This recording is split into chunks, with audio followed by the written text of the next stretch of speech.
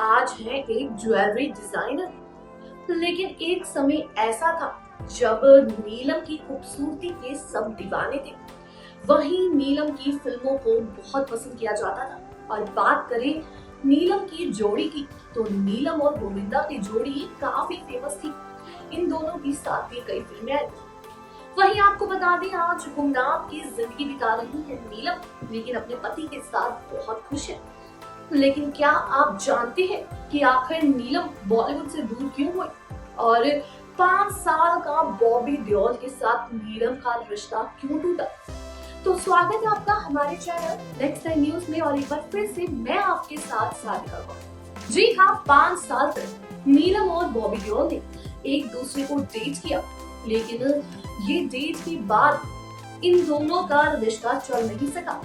हालांकि नीलम इसके बाद डिप्रेशन में भी चली गई थी। कहा जाता है नीलम बॉबी के बहुत ज्यादा क्लोज थी, लेकिन सिर्फ और सिर्फ धर्मेंद्र की वजह से ये रिश्ता नहीं चल सका, क्योंकि धर्मेंद्र कभी नहीं चाहते थे कि उनके बच्चे बॉलीवुड हीरोइन से शादी करें। देखिए हमारी रिपोर्ट और जानिए आखिर ऐसी क्या वजह है। बॉलीवुड में 90 के दशक की मशहूर एक्ट्रेस है नीलम कोठारी। हालांकि अब वो लाइमलाइट से दूर रहती है। बता दें कि एक वक्त था जब नीलम कोठारी के अफेयर की खबरें अक्सर चर्चा में रहती थी। वहीं बॉलीवुड में उनका नाम सिर्फ गोविंदा के साथ नहीं, बल्कि 5 साल तक धर्मेंद्र के लाडले बॉबी देओल के साथ भी जुड़ा। जी हाँ, उनके साथ भी रिश्ते में रही थी। वहीं दोनों की लव स्टोरी की शुरुआत बड़े ही इंटरेस्टिंग तरीके से हुई थी।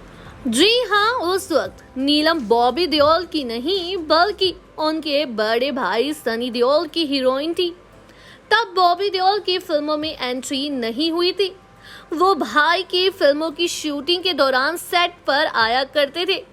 इसी दौरान बॉबी देओल और नीलम कोठारी की दोस्ती हुई। दोस्ती कब प्यार में बदल गई ये किसी को पता भी नहीं चला।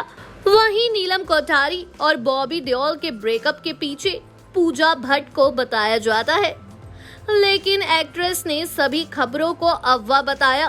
उन्होंने एक वेबसाइट को दिए गए इंटरव्यू में बताया कि हम दोनों के ब्रेकअप को लेकर कई बातें बताई गई हैं जो कि सच नहीं है।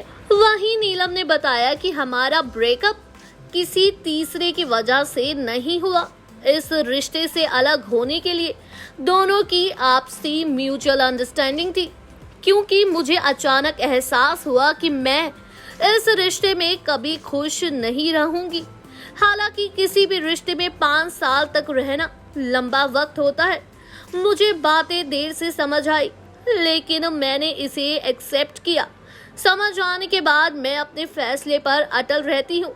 यही नहीं, अगर मैंने एक बार फैसला ले लिया तो उसे करके मानती हूँ। उसके बाद मैं मुड़ के भी नहीं देखती। वहीं आपको बता दें, नीलम कोठारी ने बताया कि किसी भी रिश्ते से अलग होना बहुत ही दर्दनाक होता है। वहीं अलग होने पर दर्द होना तय है, लेकिन ये आपसी समझ से हुआ था। वहीं नीलम ने आगे कहा कि ये एक ऐसा प्रोसेस है जो इमोशन की सर्जरी की तरह होता है, जिसे एक जगह से हटाकर दूसरी जगह पर इस्तेमाल किया जाता है। यही नहीं, इस कंडीशन में हीलिंग प्रोसेस भी होता है, तो सर्जरी को हेल्दी तरीके से ठीक करती है। हालांकि समय ही इस सर्जरी को ठीक कर पाता है। वहीं नीलम आगे बताती है कि वो उन्हीं लोगों में से है जो समय के साथ ठीक होने के इंतजार करती है। मैंने अपनी लाइफ के बारे में बहुत सोचा और ये बड़ा कदम उठाने के लिए काफी लंबे वक्त इंतजार किया। मैं अपने फैसले पर हमेशा कायम रही हूँ, क्योंकि मेरे पास रोने के लिए कोई जगह नहीं थी।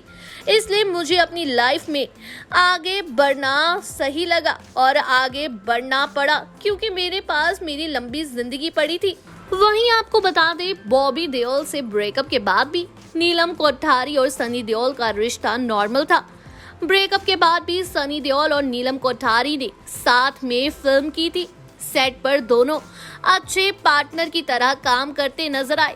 दोनों के बीच किसी तरह की कोई कोल्ड वॉर नहीं थी। यही नहीं, नीलम अपने इंटरव्यू में बताती हैं कि उन्हें काफी खुशी है कि सनी देओल और उनका रिश्ता अब भी वैसा ही है। बॉबी देओल के कारण दोनों का बिहेव नहीं बदला। वही मीडिया रिपोर्ट्स में ऐसी खबरें सामने आई थी कि दोनों का रिश्ता टूटने के पीछे धर्मपाजी थे। दरअसल बॉबी देओल के पिता एक्टर धर्मेंद्र नहीं चाहते थे कि कोई एक्ट्रेस उनके घर की बहू बने, जिसकी वजह से बॉबी देओल ने ना चाहते हुए भी नीलम कोठारी से ब्रेकअप कर लिया था। हालांकि आपको बता दें, बॉबी देओल और नीलम कोठारी एक दूसरे से बहुत प्यार करते थे। वहीं आपको बता दें, नीलम ने सिर्फ बॉबी को नहीं बल्कि गोविंदा को भी डेट किया था और गोविंदा नीलम से बहुत प्यार करते थे, लेकिन एक बहुत बड़ी वजह रही दोनों की ब्रेकअप की। चलिए आपको बताते हैं ये भी किस्सा। नीलम कोठारी और गोविंदा की जोड़ी 80 के दशक में काफी हिट रहती थी। नीलम कोठारी और गोविंदा की पहली फिल्म इल्जाम थी। इस फिल्म में काम करते वक्त गोविंदा नीलम को दिल दे बैठे थे। गोविंदा ने एक इंटरव्यू में बताया, मैंने पहली बार नीलम को प्राणलाल मेहता के ऑफिस में देखा था। उनके लंबे बाल देखकर ऐसा लगा जैसे कि वो कोई परी हो, बहुत ही ज्यादा खूबसूरत। वहीं आपको बता दें, गोविंदा नीलम के लिए काफी सीरियस थे। यही नहीं, वो नीलम को किसी दूसरे हीरो के साथ नहीं देख सकते थे। हालांकि गोविंदा की लाइफ में सुनीता की एंट्री हो गई थी। गोविंदा ने अपनी मां के सामने नीलम से शादी का प्रस्ताव रखा, लेकिन उनकी मां चाहती थी कि गोविंदा सुनीता से ही शादी करे। वहीं गोविंदा और नीलम दोनों का करियर अच्छा चल रहा था। गोविंदा नीलम को लेकर बहुत सीरियस थे। सेट पर वो अक्सर नीलम के पास रहते थे। लोगों की माने तो गोविंदा नीलम अपने प्यार को लेकर बहुत सीरियस थे। नीलम का किसी और हीरो के साथ काम करना भी गोविंदा को पसंद नहीं था। वहीं आपको बता दें, दोनों ने अभी इस रिश्ते को कुछ नाम भी नहीं दिया कि तभी गोविंदा के लिए शादी का रिश्ता लेकर पहुंची उनकी मां। दरअसल गोविंदा की मां को डायरेक्टर अनिल सिंह की पत्नी की बहन सुनीता पसंद थी। उन्होंने गोविंदा को ये फरमान दिया कि वो उसी से शादी करे। गोविंदा ने मां की बात को नहीं टाला और सब कुछ छोड़कर सुनीता से शादी कर ली। हालांकि लोगों को इस शादी की खबर तब मिली जब गोविंदा एक बेटी के पिता बने। गोविंदा के करियर पर इस शादी का प्रभाव ना पड़े, इसलिए दोनों की इस शादी को 1 साल तक छुपा कर रखा गया। इस बात की जानकारी नीलम को भी नहीं थी, लेकिन जब नीलम को पता चला तो नीलम का दिल टूट गया और उन्होंने गोविंदा के साथ फिल्में करना बंद कर दिया। वहीं 2 बार प्यार में धोखा खाई नीलम आज शादीशुदा है और अपने हस्बैंड के साथ बहुत ज्यादा खुश है।